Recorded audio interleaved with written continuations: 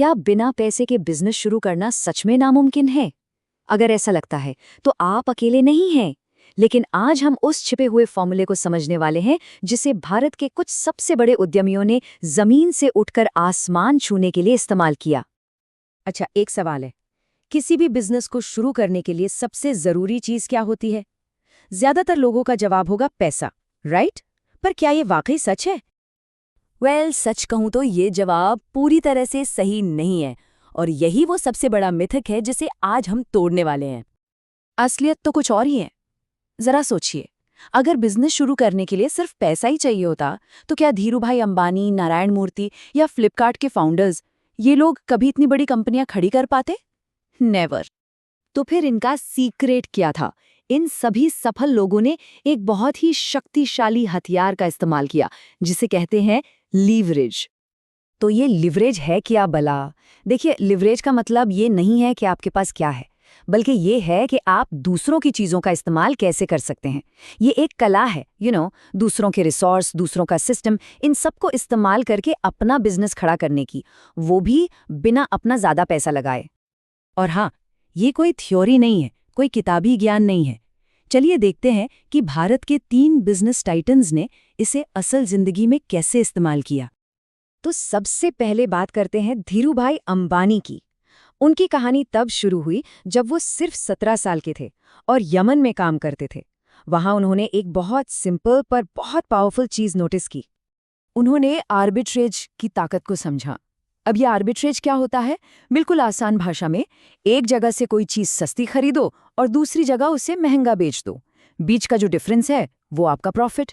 उन्होंने देखा कि अरे, यमन में पेट्रोल तो इंडिया से काफी सस्ता है। बस उन्हें अपना मौका दिख गया और उन्होंने इसी डिफरेंस से पैसा बनाना शुरू कर दिया।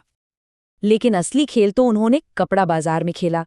और कमाल की बात यह है कि उन्होंने ना तो कभी अपनी फैक्ट्री लगाई, ना ही अपनी जेब से कपड़ा खरीदने में पैसा लगाया। उनका मॉडल सिंपल था। पहले कस्टमर से ऑर्डर पकड़ो, एडवांस पैसा लो और फिर उसी पैसे से माल खरीद कर डिलीवरी कर दो। मतलब जीरो रिस्क।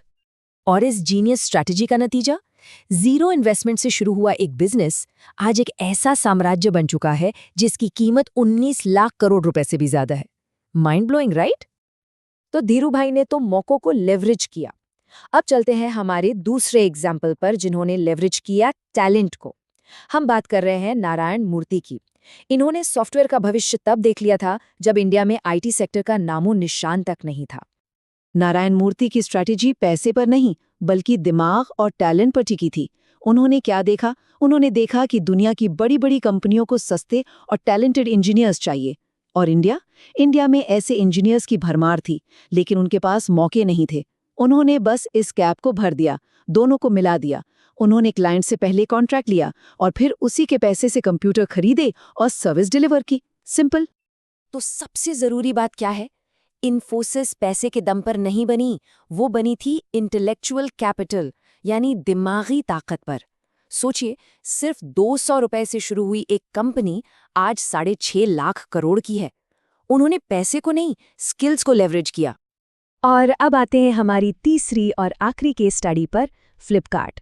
इन्होंने एक ऐसी प्रॉब्लम सॉल्व की जिससे उस समय हर कोई जूझ रहा था, ऑनलाइन पेमेंट पर भरोसा। किसी को भरोसा ही नहीं था। देखिए, फ्लिपकार्ट ने रिटेल का पूरा गेम ही पलट दिया। पुराना तरीका क्या था? दुकानदार पहले माल खरीदकर अपनी दुकान में भरता था, फिर इंतजार करता था कि कोई ग्राहक आएगा। इसमें रिस्क बहुत था। फ्लिपकार्ट ने क्या किया? उन्होंने सप्लायर के स्टॉक को लेवरेज किया। मतलब उन्होंने पहले प्रोडक्ट्स को सिर्फ अपनी वेबसाइट पर दिखाया। जब किसी ने ऑर्डर प्लेस किया, तब वो सप्लायर से वो सामान खरीदते और सीधा कस्टमर को भेज देते। मतलब इन्वेंट्री का कोई रिस्क ही नहीं, जीरो रिस्क। और वो जो भरोसे वाली प्रॉब्लम थी ना, उसे सॉल्व किया एक मास्टर स्ट्रोक से, कैश ऑन डिलीवरी। ये फीचर एक गेम चेंजर साबित हुआ। 2010 में 60% से ज्यादा सेल्स सीओडी से हुई। इसने ग्राहकों का ऐसा भरोसा बनाया जो आज तक कायम है। तो इन सारे लेवरेज स्ट्रैटेजीज का नतीजा क्या निकला?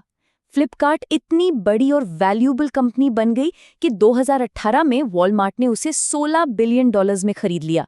ये इंडियन बिजनेस हिस्ट्री की सबसे बड़ी डील्स में से एक है। तो ठीक है, ये कहानियां बहुत इंस्पायरिंग हैं, पर इनसे हम क्या सीख सकते हैं?